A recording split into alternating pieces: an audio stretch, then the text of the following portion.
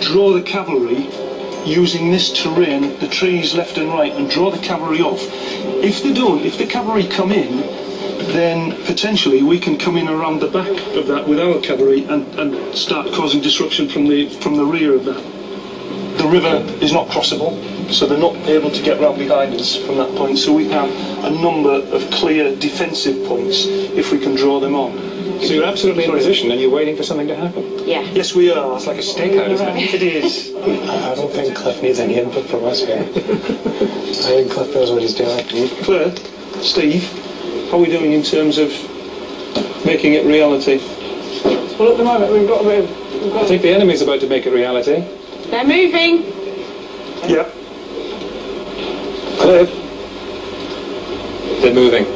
Ah, they're coming on. Tired of waiting, the impetuous General Varro forces the battle. The largest Roman army in history begins to advance on Hannibal's outnumbered troops.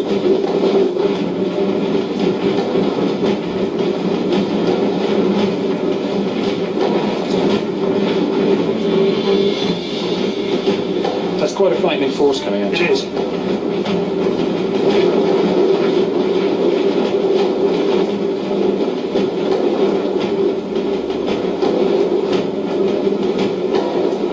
$76,000 furious citizens of Rome are set on revenge. Oh, here they come. Here comes the freight train. The Romans are just rolling forward with that heavy inevitability. Oh, look at them come.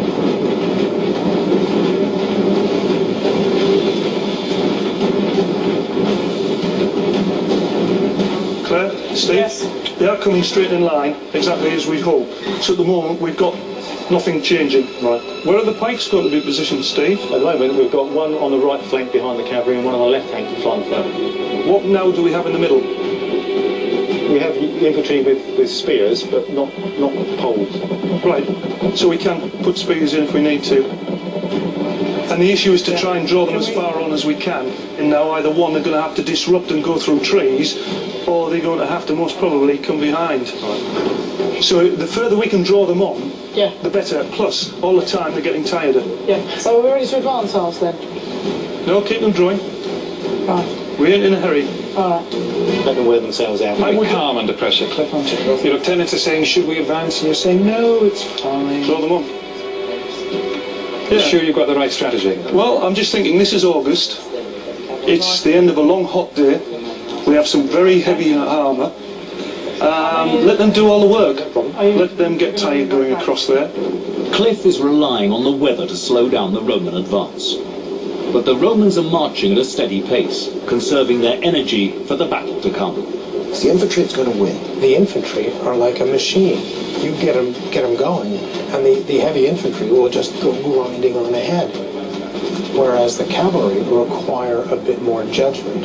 Cavalry are just there to protect their flanks for long enough to allow them to win. But Cliff's still not convinced he's got the right troops in the right place to challenge the oncoming Romans. Steve, Claire, I'm not quite sure who's controlling what, but there's also a suggestion with Sarah as to whether or not, as we draw them back, we put the pikemen at the front. Unless we give them something to look at, they're going to... Because the pikemen are there, because they've got big long things and they can stab horses, and then once they don't stab, you can send the cavalry after. Once again, Sarah's spotted the strengths of her key troops, but will her male colleagues acknowledge her input? Did you hear that, Steve, in terms of pikes?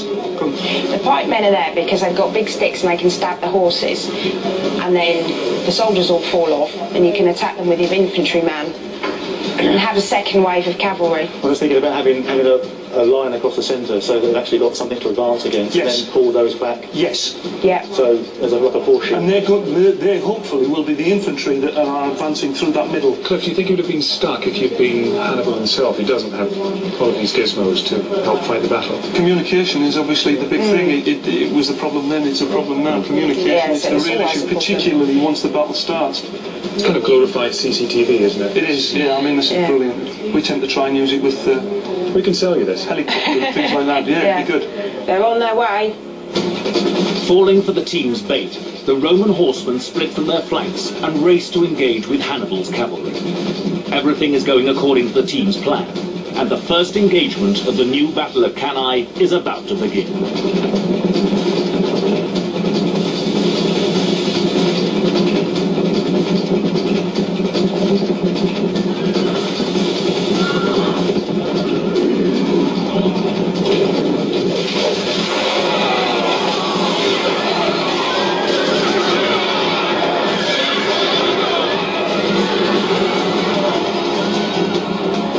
These cavalry have gone round, they have some come round on the Can we just see flank. what they're doing? On this side. Steve, pikemen.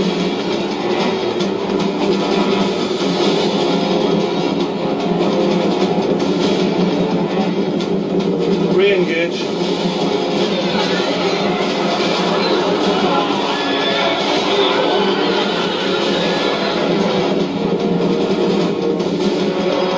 To Cliff's delight, it's all falling into place. There are a lot of dead Roman horses on the field. The Numidians have been doing their stuff. So the Roman legionary cavalry are already showing just how crap they were. We can start using them in the same respect from that point of view. We go up and try and get a view on the right-hand side. After a brilliant tactical triumph on the left, Cliff's attention shifts to his right flank.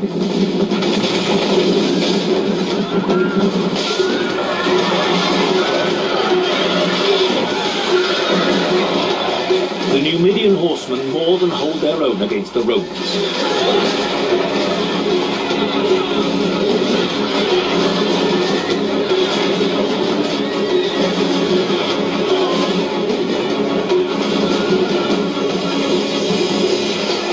The team have made a great start, successfully neutralizing any threat from the Roman cavalry. Claire's got her horses well under control. I'm also thinking about the left-hand side, where we've got them now encroaching, but we've got a lot of officers. Can we come in behind them if they're not officers? Army, whatever. If we draw the infantry into the middle, Yes. can the cavalry then come round on the flank? Yes. Cliff is keeping a very clear battlefield picture. Cliff has, however, reduced Sarah to being his aide-de-camp there. She's standing aside and holding his horse while he stands up at the railing and gives the orders. You are so calm. That's external, possibly. I'm not sure about the internal part of it. The Carthaginian invaders have shocked Rome with a decisive early blow on the flanks. Now, on the right, the team's key troops, the seasoned veterans of the Spanish heavy cavalry, butcher the remaining Roman horse, leaving their agile comrades, the Numidians, to chase off the Roman stragglers. But all the while, the Roman infantry are continuing their inexorable advance. And as you watch this, what do you think? Generally, it's working to a degree. We have the pikemen there providing secondary support with the cavalry. So I think at the moment it's, we're drawing it on. But, flushed with his early success, General Cliff has missed the first group of Roman infantry approaching through the trees. They threaten to outflank his central units and launch an attack from behind. If you look at the Carthaginian army, it's thin. That's it. If the Romans hit this line, they'll eventually eat through it, and then what's to stop them? That's right. Hannibal knew that the Romans were going to come through. Hannibal figured out what he wanted to do when the Romans come through. Cliff is not clear on what he's going to do when that big Roman juggernaut crushes its way through his thin line. But potentially, I think we've got more troops on the left-hand side. Yes, and we have a problem on the right. And we have a problem on the right in terms of the cavalry. But Cliff still hasn't spotted the Roman infantry ambush on his right. And now his pikemen are under attack from the rear.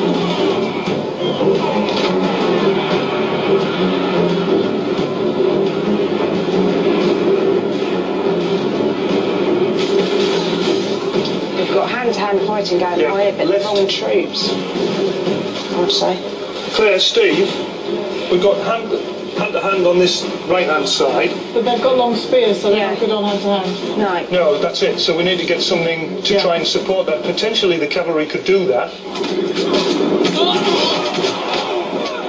pikemen are devastating from the front, but if you can get round the side, then